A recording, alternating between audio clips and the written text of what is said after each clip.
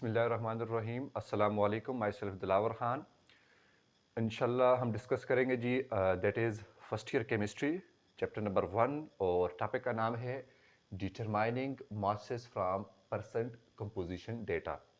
एक चीज़ मैं यहाँ पर क्लियर कर लूँ, मैं बिल्कुल एग्जैक्टली इंशाल्लाह केपी के टेक्स्ट बुक के टॉपिक बाय टॉपिक में जा रहा हूँ ताकि किसी भी स्टूडेंट को कन्फ्यूजन ना हो। ठीक है, अगर 2 लाइनों का भी टॉपिक है तो उसको मैं लाजमी डिस्कस करता हूँ ताकि कन्फ्यूजन ना हो और आपको ये ना लगे कि ये टॉपिक हमसे रह गया है।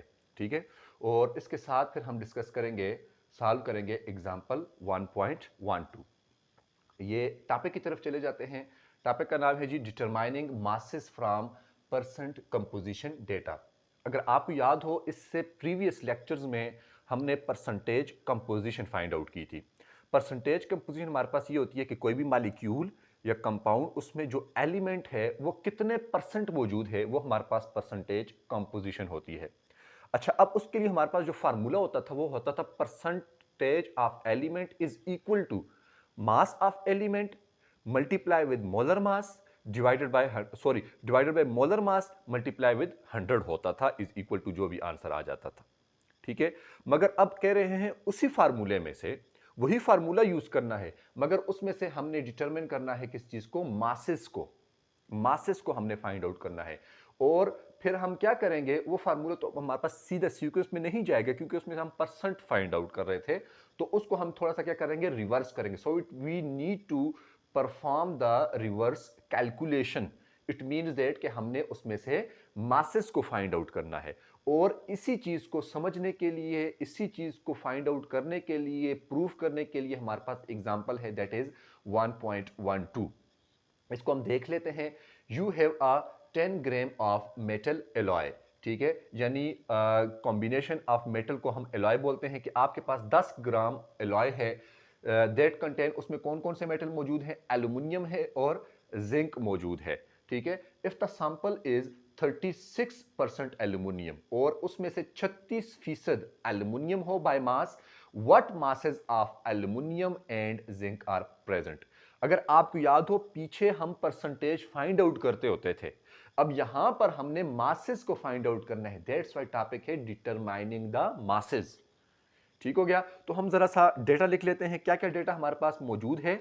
तो हमारे पास डेटा ये मौजूद है कि एक तो हमारे पास सॉल्यूशन की तरफ अगर हम जाएं, एक तो हमारे पास ये है जी कि एल्युमिनियम जो है, एल्युमिनियम वो हमारे पास कितना है, 36% है।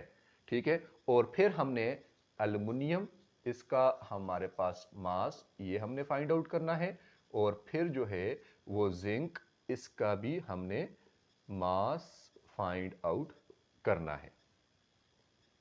ठीक हो गया, तो ये दोनों चीजें हमने फाइंड आउट करनी है। अच्छा, अब हम यहाँ पर इस हिस्से में सॉल्व आउट करते हैं ताकि आपको क्लियरली जो है वो नज़र आ जाए। ठीक है, इसको आप लोग देख भी लें, कोई इतनी मुश्किल चीज़ हमने नहीं लिखी हुई। अच्छा, अब एक चीज़ जो आप लोगों ने सबसे पहले देखनी है वो ये देखनी है कि परसेंटेज आप लोगों को पता होनी चाहिए। परसेंटेज टोटल की दो ही मेटल हैं एलाय, ठीक है, जो एलाय बना रहे हैं। एक है हमारे पास एल्यूमिनियम और एक है हमारे पास जिंक, और ये कितने बन रहे हैं, ये हमारे पास बन रहे हैं 100% बन रहे हैं। ठीक है, अच्छा, अब 100% बन रहे हैं तो ऑटोमेटिकली आपके पास एलआई की परसेंटेज मौजूद है ना। ठीक है, एलआई की परसेंटेज मौजूद है। एलआई जो है वो कितना है, 36% है। ठीक है, अब जिंक जो है वो आपके पास कितना होगा, जिंक। ठीक है, यहां पर आप लोग लिख लें 36%। ठीक है, और जिंक कितना आ जाएगा, तो 36 दूसरी साइड पे चला जाएगा, तो जिंक आपके पास ऑटोमेटिकली आ जाएगा 100 में से आप लोग 36 निकालेंगे तो 64% जो है वो आपके पास क्या आ जाएगा, जिंक।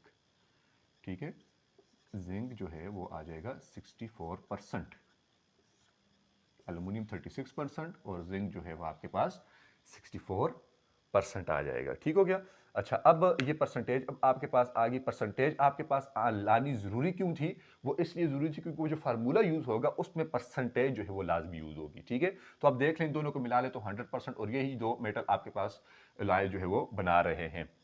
अच्छा, अब एक और जो चीज़ आपको दी हुई है वो आपके पास क्या दी हुई है, ग्राम। ठीक है, मास जो है वो आपके पास कितना दी हुई है, 10 ग्राम दी हुई है। ठीक है, इसको भी अब हम आगे यूज़ करते हैं, देखते हैं कहाँ पर यूज़ होता है। तो सबसे पहले हम देखते हैं जी एलॉय मास का एलॉय का जो है वो हम मास फाइंड आउट कर लेते हैं, ठीक है। एलॉय का मास जो है वो हम फाइंड आउट कर लेते हैं। अब इसका हम किस तरह से फाइंड आउट करेंगे, आपके पास फार्मूला होता है, फार्मूला ये होता है कि परसेंट ऑफ एलिमेंट ना, तो हम इधर लिख लेंगे परसेंट जो है वो किस चीज़ का, एल्यूमिनियम का, ठीक है। और फिर हम लिख लेते हैं जी इसका मास होता है, ठीक है। फिर इसको हम डिवाइड करते होते हैं मोलर मास के साथ और मल्टीप्लाई कर लेते हैं 100 के साथ कर लेते हैं, ठीक है। अच्छा, अब इसमें हमने ये m, ये मास, ये हमने फाइंड आउट करना है, ठीक है।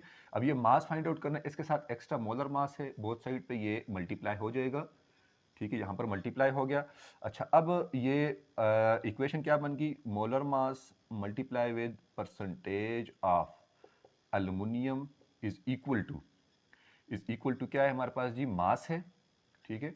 मास और मल्टीप्लाई हो रहा है 100, 100 के साथ एक्स्ट्रा है तो 100 भी बोथ साइड पे क्या हो जाएगा, डिवाइड हो जाएगा, ठीक है।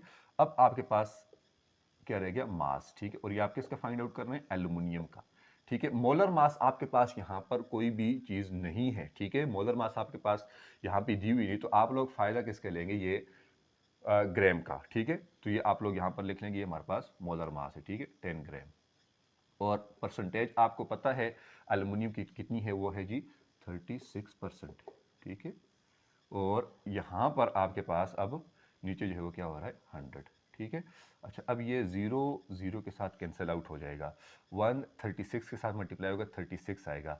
36 को जब हम 10 के ऊपर डिवाइड करेंगे तो एग्जैक्टली आपके पास आ जाएगा जी 3.6, ठीक है। और ये आप लोग क्या फाइंड आउट कर रहे हैं, मास किस चीज़ का, एल्युमिनियम का, और ये आप लोग लिख लेंगे 36 ग्राम, ठीक हो गया। अच्छा, अब यहाँ पर एक कॉमन सेंस की अगर हम बात करें ना, तो हमारे पास टोटल कितना मास है, 10 ग्राम मास है हमारे पास। अगर 33.6 जो है वो एल्यूमिनियम का बनता है, तो 10 में से 3.6 ग्राम अगर आप लोग निकालते हैं तो आई थिंक 6.4 रह जाता है, वो किसका हो जाएगा, वो जिंक का हो जाएगा। 6.4 वो किसका रह जाएगा, जिंक का रह जाएगा। मगर हम तो जो है वो इस फार्मूले को यूज करेंगे ना, हम इसको प्रूफ करेंगे। यही फार्मूला हम डायरेक्टली लिख लेते हैं ना कि mass of zinc is equal to 10 gram multiply by 64% हो जाएगा, डिवाइडेड बाय 100 हो जाएगा, ठीक है। डायरेक्ट हम लिख लेते हैं, ठीक है। कहीं से कंफ्यूज हो तो आप लोग क्वेश्चन कर सकते हैं। तो हम लिख लेते हैं जी मास किस चीज का, जिंक का, ठीक है। और किसके साथ मल्टीप्लाई होगा, 10 ग्राम होगा, मल्टीप्लाई होगा 64% के साथ, ठीक है, डिवाइडेड बाय क्या हो जाएगा, 100 हो जाएगा, ठीक है। उसी तरह से आपके पास यहाँ पर क्या आ जाएगा आंसर, दैट इज 6.4 ग्राम। और ये किसका मास आ जाएगा, ये आपके पास मास आ जाएगा जिंक का, ठीक है। और 3.6 प्लस 6.4 को ऐड करें तो आपके पास 10 ग्राम ही बनता है, जो कि आपको ऑलरेडी दिया हुआ था और ये चीज़ आपके पास मालूम नहीं थी और ये आप लोगों ने मालूम कर दी है। आप लोग इसका स्क्रीनशॉट ले सकते हैं। तो आई होप आप लोगों को ये समझ आया होगा। इसके बाद प्रैक्टिस प्रॉब्लम आती है तो इंशाल्लाह उसको हम डिस्कस करेंगे।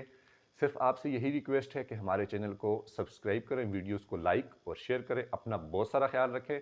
मिलते हैं इंशाल्लाह नेक्स्ट लेक्चर के साथ। तब तक अल्लाह हाफिज़।